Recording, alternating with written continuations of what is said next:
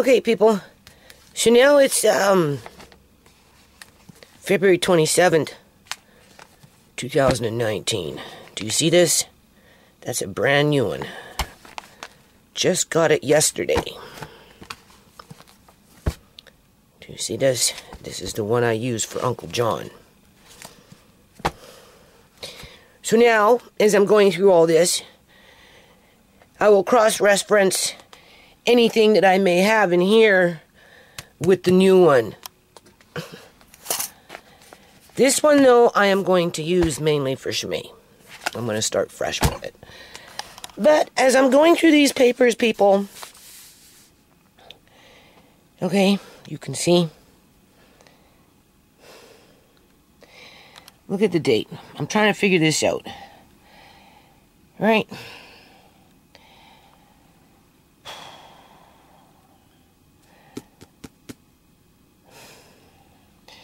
This is an affidavit. What I'm finding is that some things are not being in here in terms of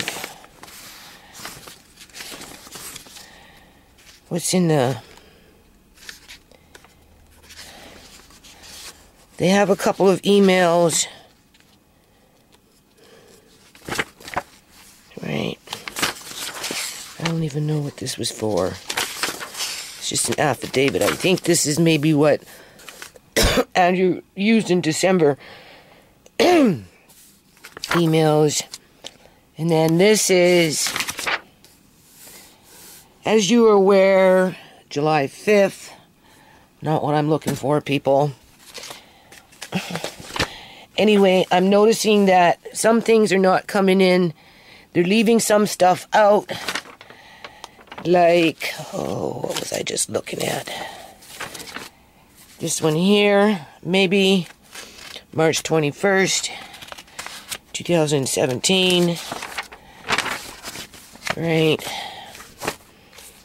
This is November 23rd. So this all kind of came in at the same time. Further to our letter, November 3rd, 2017, please find enclosed for service notice of application, which would be that notice of application, and then the affidavit, which is that, which doesn't include, there's something missing in there. All right, I'm trying to figure this out, people. Have to double check everything, make sure everything is, that's their case law. Here's the other binder. I got a couple of them here, right? They have like 3. They have this, and then they have that one, and then they have that one, and then I have all my papers. So this, let's see, what was it that I wanted to do here? Where is it? Anyway, this is one of the first things that I got, pretty much. And then, of course, you know, I went in with pencil and I wrote some things. I think in the beginning, at one point, I did read some of this. But, let's see. To me. Take notice that the application will be made by FHA to the presiding judge or master at the courthouse, blah, blah, blah, on December 7th. So this was before we went to court for that dismissal. Because that's what it was. They turned it into a little mini trial and they dismissed it. That's where that judge sat up there and said, yes, yes, yes. And then took it out of his transcript and wrote something else in. After he was called on it, because they watch my videos. Okay, part 1. Order sought. 1. An order that the whole of the plaintiff's amended notice of civil claim filed on September 15, 2015 be struck out and the proceeding dismissed pursuant to Rule 9.5. This is now where they use the court rules against you. 2, in the alternative, an order dismissing the proceedings and pronouncing judgment pursuant to Rule 22.7.2d for the plaintiff's failure to comply with Rules 3.1 and 3.7. So now I have to go out and get the rule book and get another table, people, and start figuring out the rules. Okay? Because we don't want to talk about the rules that I'm bringing to the courthouse in terms of legislations and acts and rules and all that crap, right? 3, an order that costs be awarded to FHA in any event of the cause. 2, factual basis. On February 17, 2017, the plaintiff filed a notice of claim. The notice of claim was over 175 pages in length. The plaintiff's claim relates to treatment received by Mr. John Duncan while in the care of facilities operated by FHA. Ms. Chorney is a friend. They're assuming that I'm a friend. Just like that pro bono lawyer tried to accuse me of being a hussy. Okay? Ms. Chorney is a friend of Mr. Duncan and alleges that she had a father, and alleges. Okay? They are accusing me of lying by simply using the word alleges. As if anybody in Fraser Health Authority would know the relationship between Uncle John, the kids, and myself. That she had a father-daughter relationship with Mr. Duncan. What is that called? Being passive-aggressive? On March 17, 2017, a response to civil claim was filed on behalf of FHA. In its response, FHA could only provide a general denial given that the notice of claim is prolific, unclear, and contains no material facts disclosing a reasonable claim. Like I said, I needed a couple of more months to edit it, just a bit, narrow it down a bit more, but my time ran out under the statute of limitation, and it had to go in as is. But that's not to say that it's not valid.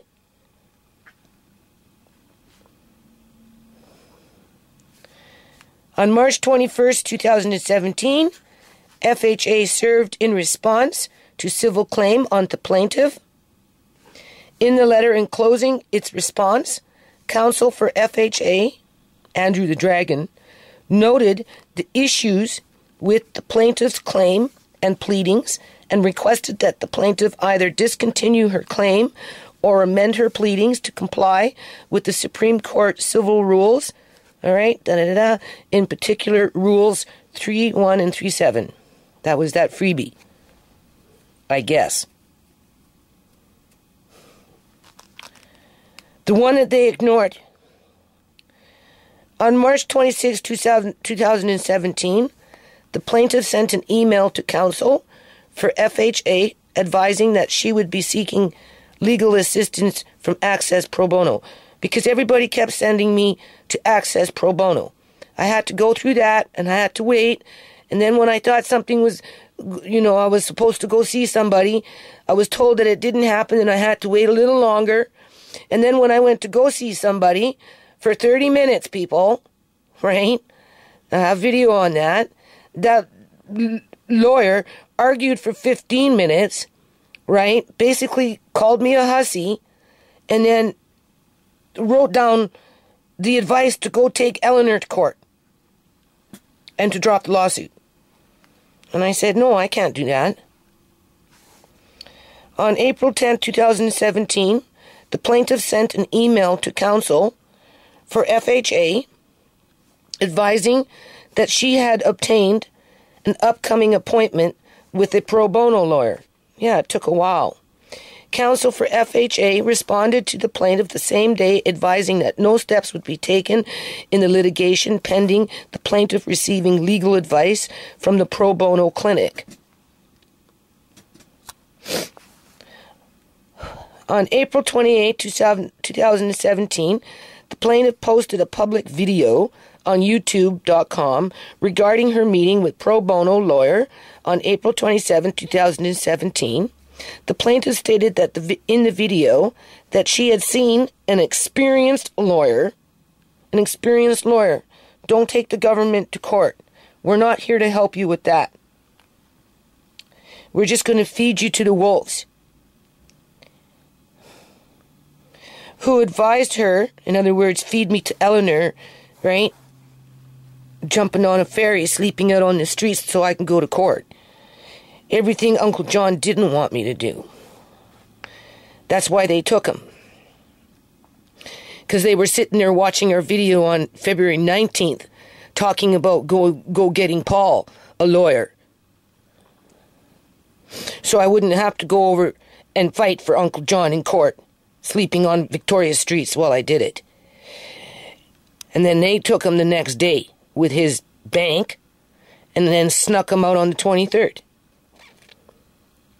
The plaintiff stated, and then backdated the bank, because she didn't call the bank until the 23rd. Right? Because I have a legitimate piece of paper to say that. That's how she got into his bank account. It was through mail fraud, and then she called up his credit card, because that was the only bank statement that John had that would suggest where his bank was for her to call. The plaintiff stated in the video that she had seen an experienced lawyer who advised her to abandon her claim against FHA, which would be, I'd say, standard practice, because no pro bono is going to offer their assistance with a government program to help people file lawsuits. The plaintiff further stated that she did not intend to follow the lawyer's advice. On June 7, 2017, counsel for FHA wrote to the plaintiff and inquired whether the plaintiff had been able to obtain legal advice and whether she intended to proceed with the action. On July 3rd, the plaintiff sent an email to counsel for FHA advising that she would not be amending her claim and was prepared to proceed with the litigation. Because I wasn't required, I guess, at that point to amend it. On July 5th, 2017, counsel for FHA wrote to the plaintiff setting down a case planning conference. On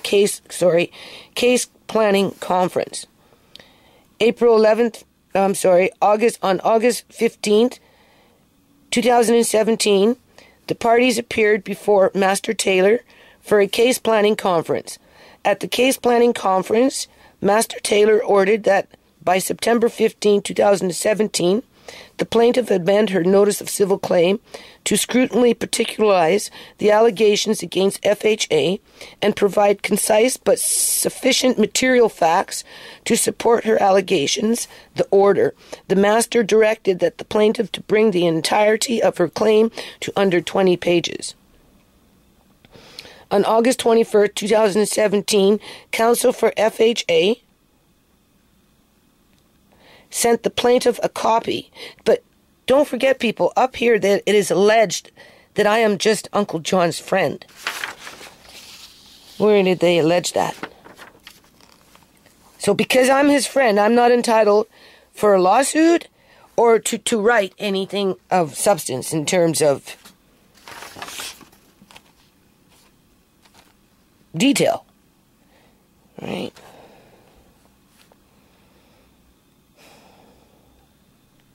With material facts. Or facts. However you want to call them.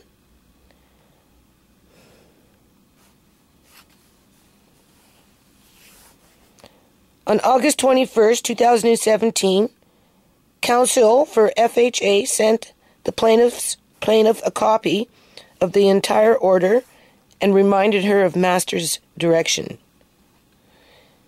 Okay, I don't know about that. I have to find it, people.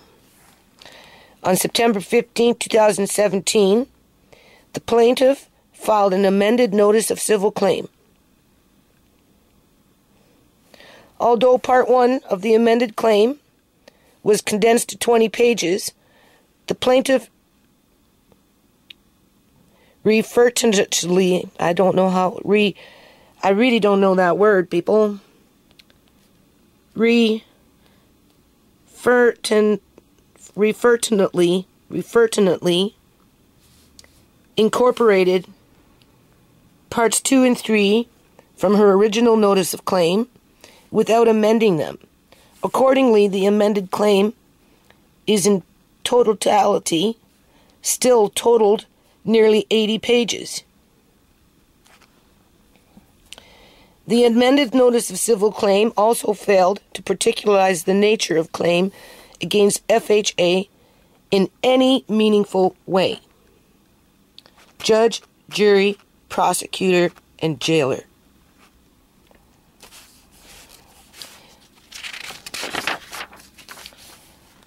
On November 3rd, 2017,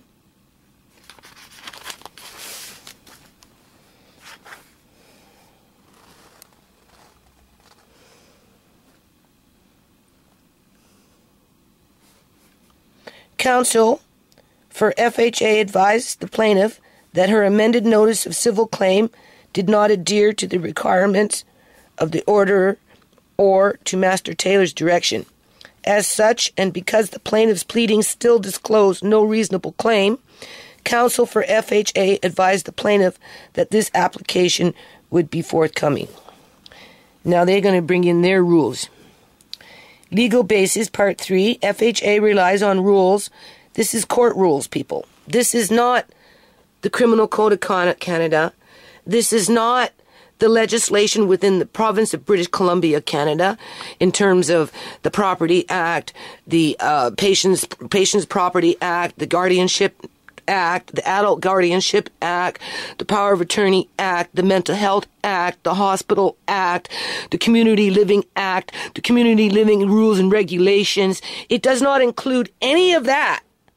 What it includes is certain pieces of paper within the courthouse that needs to be filed at a certain particular time in a certain kind of way with particular wording.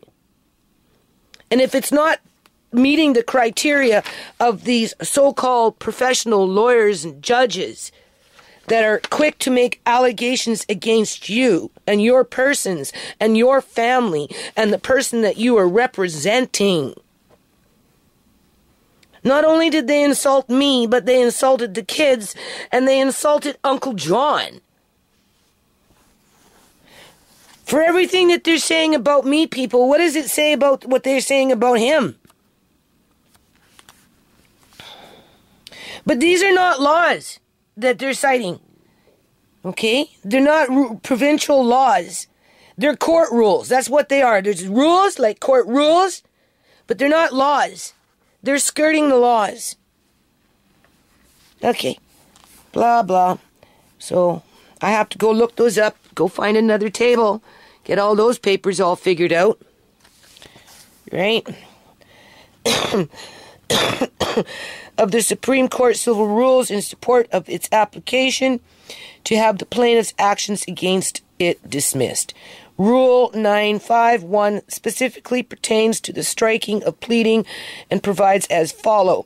At any stage of the proceeding, and understand, it's not like I can go into the healthcare system and get quality healthcare from anybody, really, people, because my file is flagged. I can't even go to an eye doctor without them putting a whole bloody bottle of freezing agents into my eyes so that by the time I leave the office and get to my car, I'm spitting out 2 big gobs of glowing green shit. Okay? Hold on a minute. Okay, I got this plugged in because the battery was running low on it. Anyway, at any stage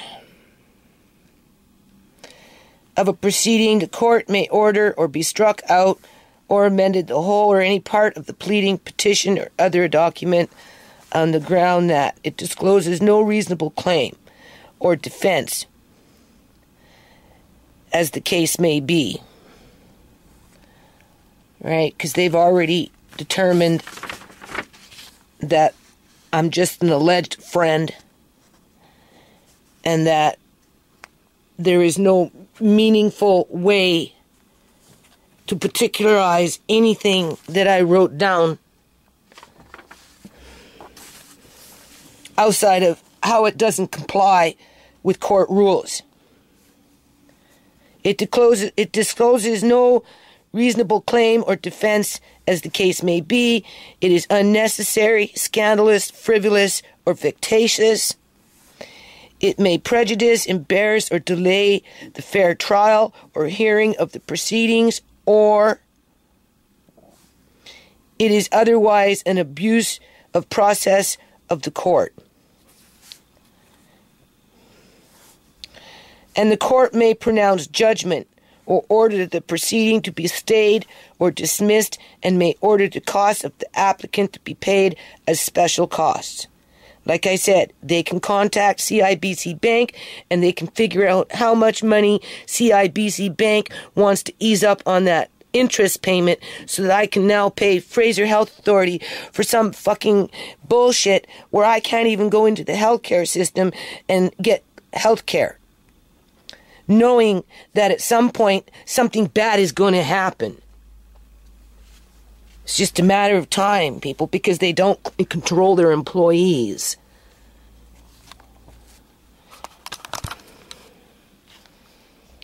Anyway,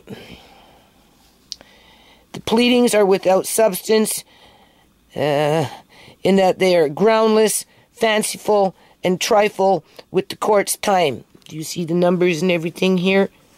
So this is contrary to everything that these things have to say and the legislative acts on a provincial level. These were put in to buck those laws,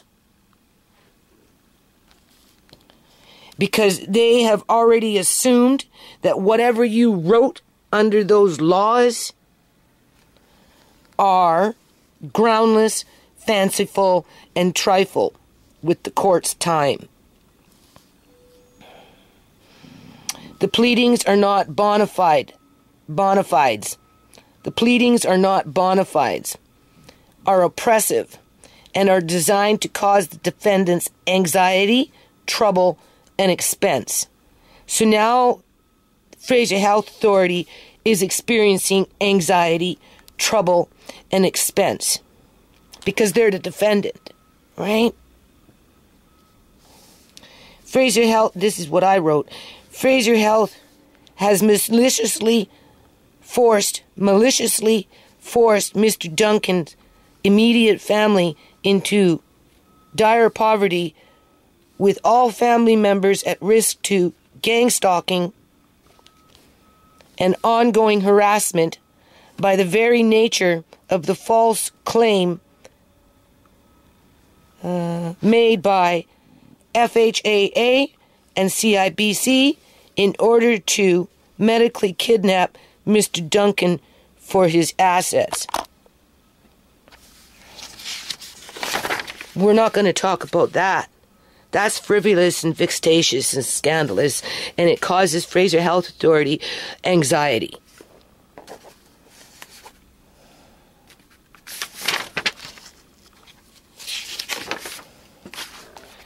Prosecution before trial.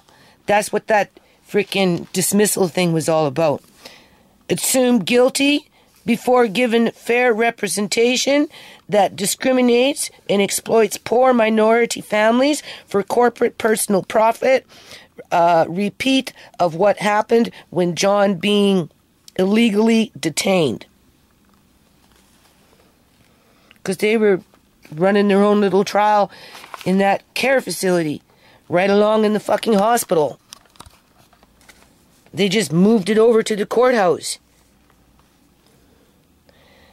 And then now they've got this case law, which has nothing to do with Uncle John, Okay? Because they don't want to talk about those laws and rules and regulations. They only want to talk about the court rules. All those. Right? That's what they want to talk about. Where is it? Can't even see. There it is. Anyway, I want to read all that. Here, let's read this. I can put it like that. Don't know if the camera's going to pick it up very well. But anyway, being prosecuted before a trial for the purpose to avoid a trial so that true facts can be established to settle all matters regarding FHA breaking the law in conclusion with the banking system. One couldn't do what one did without the other, people.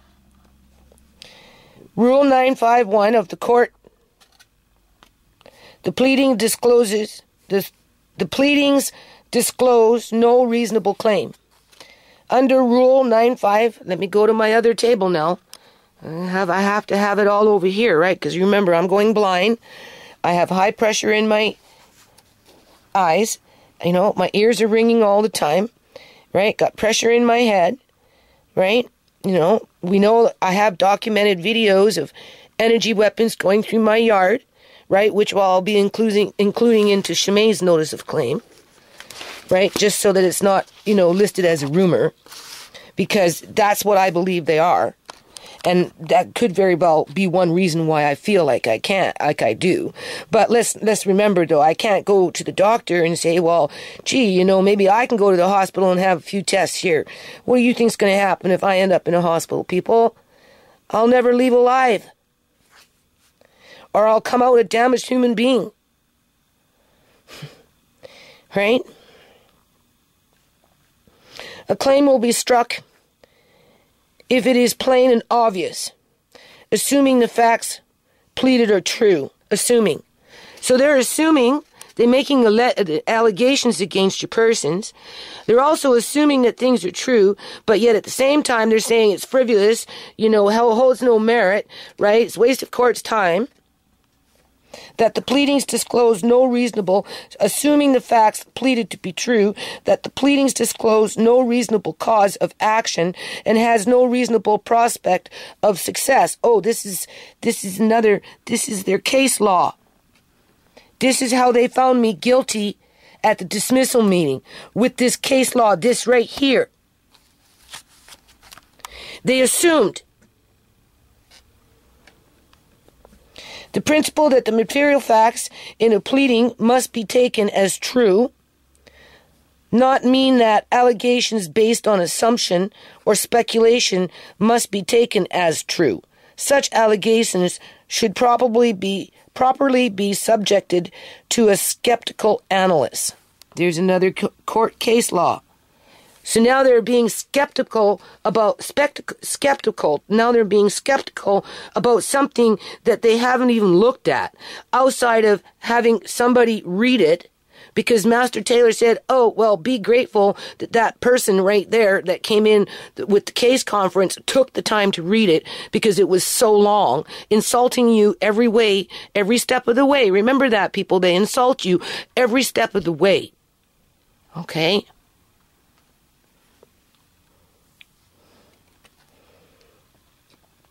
They didn't look at what I wrote and what it pertained to. They just took that and then proceeded to bring in case law to you know, not acknowledge what was written. Pursuant to Rule 953, no evidence is permissible on an application under Rule 951. I have to go back to my table and look up that rule. The function of a pleading is to clearly define the issue of fact and law to be determined by the court. The issue must be defined. Okay, there's more case law, right? If Insufficient materials have been pleaded to support every element to a cause of action. It is beyond a doubt that a cause of action is bound to fail. A claimant is not entitled to rely on. And then I just wrote, Criminal Code of Canada, rules, regulations, and mandates broken in multiples for the purpose to conspire and to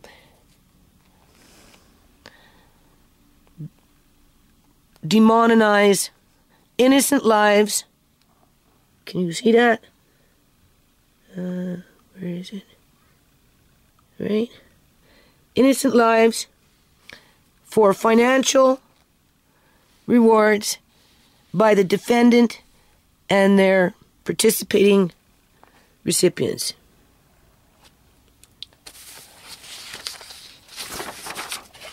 The possibility that new facts may turn up as the case progresses.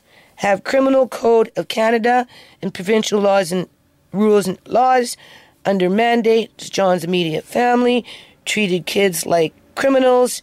Okay, this is not assuming allegations. This is making allegations. It's written into my notice of claim. If they can make allegations against me, I have a right to hold them to account in court, people. If you're going to tell me that I abused John and you're not going to tell me how the fuck I did it, then we need to go to court, and then you can maybe tell me how you did it. And what justified you to do what you did to Uncle John, to the kids, people, to Uncle John, to his family. And then more case law. Right? A hospital owes a duty of care to his patients, not the patient's friends or family. We've heard that. They already tried to write that down. Based on case law with some girl that got molested by her parents, and then she became bonkers and she was put into a mental institution, and then the parents went to go sue the doctors, and that's what it was all about. That was their comparison. That's what they compared Uncle John to. Right.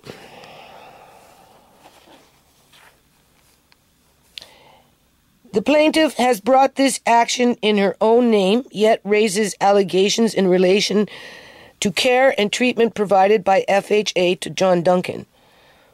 Look, people, I did the best I could. I took the hit, okay? I'm still here 4 years later taking that hit.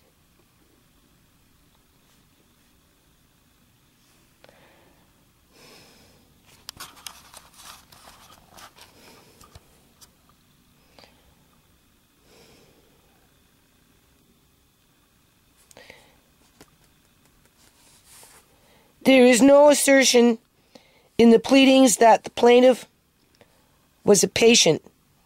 Well, I have other letters written to the province of British Columbia, Canada, with John's signature on it, complaining about the healthcare system in multiples. 2005, 2008, right? There was another one in 2012, and now this.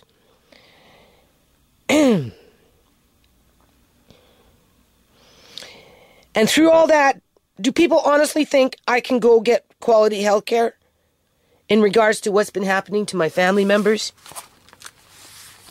Right? One at a time?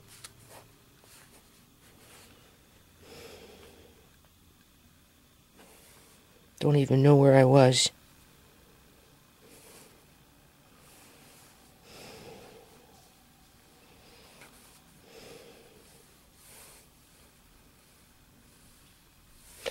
There must be a relationship of sufficient proximity to give rise to a duty of care. I was Uncle John's representative. I stood up, took the hit, put my name down, taking responsibility for my actions, calling out Fraser Health Authority and CIBC Bank for their actions. A plaintiff who does not receive treatment from the defendant, so There it says even that right there, a plaintiff who does not receive treatment from a defendant. I don't receive very much treatment from Fraser Health Authority. Trust me. And whose claim is not derivative to a claim by the patient. Well, if they would have dealt with it right from the get-go, Uncle John would have had a much more happier time in his last days on this earth, because he would have been able to see the kids and life would have been much better for everybody. Does not have a sufficiently approximated relationship. In the absence of duty of care, the claim must be struck out as disclosing no cause of action. It's just a play on words, people. Right? FHA has put Judy's life in danger, still in danger, people, through their insider practices to target people either for their money or lack of money. In other words, because when I was writing that, I was using examples of how the poor people out in the streets get basically tossed out into the streets soon after, entering a hospital. Doesn't matter what the weather is like. If they don't want you and you're poor, they just toss you out and you're right back to where you started from. And it's just a perpetual cycle with them going in and out of the hospital with more and more dire diseases and, dire injuries. And, their brains are, being melted into putties and jello because of, what goes on with the Narcan. Some of them, it's just terrible. But that's not what we're there for. We're not there to fight for the poor people like Sierra. Right. The plaintiff has brought this action in her own name, yet raises allegations in relation to care and treatment provided by FHA to John Duncan. There is no assertion to the pleadings that the plaintiff was a patient of FHA or received medical services from FHA. In this case, the plaintiff has failed to plead any material facts to support claim in negligence by FHA. I've listed multiple negligent actions done by Fraser Health Authority employees. Additionally, the paragraph 129 to 139 of her amended notice of civil claim, the plaintiff has raised allegations of collusion and conspiracy between FHA and the Canadian Imperial Bank of Commerce. Like I said, I put my name on it, people. Uncle John said don't sign them away, and I didn't. These allegations are groundless, improper, and based on speculation or assumptions. Subjecting these allegations to a skeptical analyst, the court has no obligation to accept these pleadings to be true. So just assume that everything that I wrote is a fantasy. It was a story that I concocted in my own mind just to get attention. Is that what Fraser Health Authority is saying? Don't take the time to read it. Don't take the time to go back and cross-reference it in the Criminal Code of Canada. Hell, if you really want to go there, we can take it to 2019 and make sure that everything lines up with each other, that lines up with this, right? That's not what we're going to do, though. We're just going to throw in some words, throw in some court rules that don't follow these rules in terms of bringing justice, whether on an individual level or whether on a societal level. Because if they get away with it with Uncle John, people, trust me, they're going to continue to get away with it for the next 50 fucking years. Because they've been getting away with it.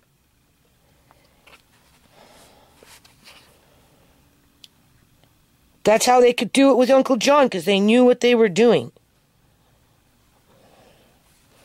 They follow the legislation when it suits their convenience. When it doesn't suit their convenience, they walk all over you.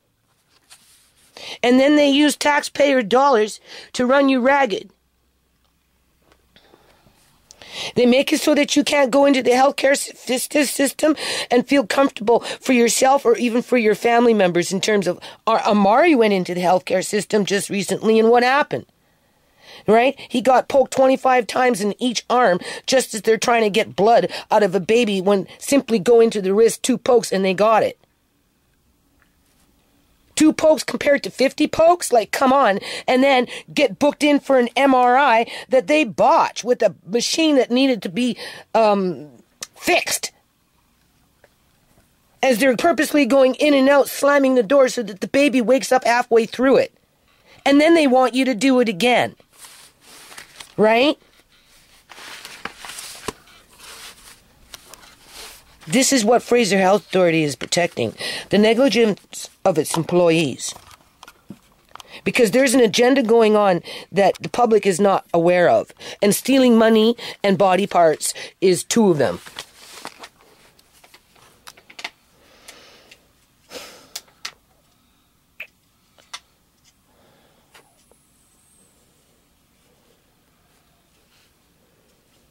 These allegations are groundless, improper, and based on speculation or assumption.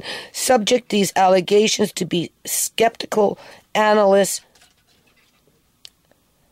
The court has no obligation to accept these pleadings to be true. So in other words, don't bother reading anything. Judge, take our word for it.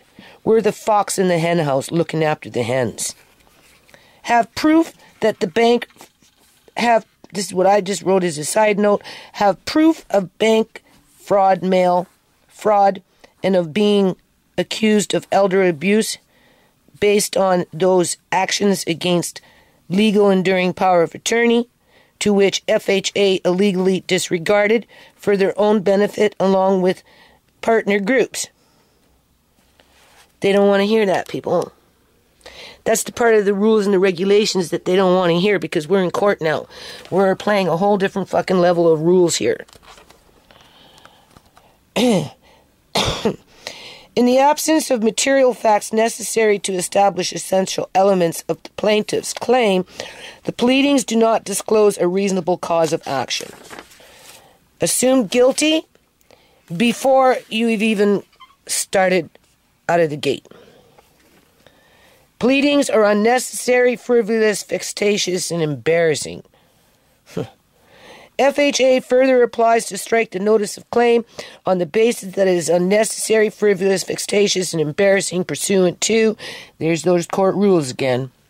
FHA is being prejudiced and prejudgmental against the disenfranchised family to whom FHA has purposely defamed as a means of being held account to the harm that they have caused to Mr. Duncan and family. Losing a whole family is not frivolous, and nor is someone disappearing to only end up brain damaged. Nothing frivolous about brain damage, disappearing, and a whole family being destroyed. But that's the part Fraser Health Authority does not want to talk about in court. Then they bring in more case law. More case law. This is to convince the judge that this stuff here is the gospel, not what you wrote. That what you wrote in terms of facts is not gospel. It is not the truth. It is something that you lived in your mind a long time ago that you really shouldn't be remembering about anymore as far as they're concerned. So they're going to bring in new stories, and they're going to confuse you with other stories so you can't think about your story no more.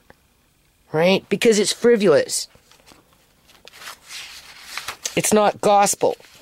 This case law is what's gospel. Anyway, it just goes on and on and on. Maybe one day I'll scan it, put it someplace. Up online. I don't think too many people are concerned about stuff like this because secretly they're hoping it will never affect them.